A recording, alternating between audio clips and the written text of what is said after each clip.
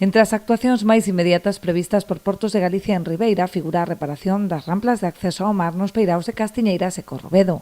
Aínda que presentaban xa un importante deterioro, agravado pola sucesión de borrascas deste inverno, o organismo autonómico non puido executar os traballos a todo agora, posto que estaban pendentes os informes de compatibilidade con a estrategia mariña do Ministerio de Transición Ecolóxica, que veñen de ser recibidos tras ano e medio de tramitación.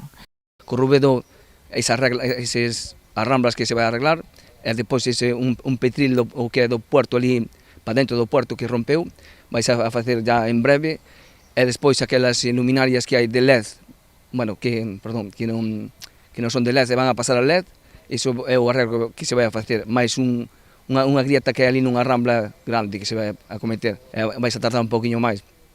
Depois en Castiñeira, sí, é onde está na rambla grande, esa fisura grande que hai, esa sí que se vai a arreglar ahora mismo.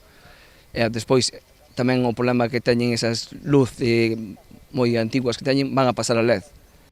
Ademais destas dúas obras, Portos acometerá varios arranxos e traballos de mantemento nos portos de Palmeira, Aguiño e Ribeira, así como reforzo e sustitución do alumeado. A Ribeira, o que é a lonja, detrás da lonja, hai ali unhas luces moi antigas que funcionan bastante mal e vanse a pasar a LED.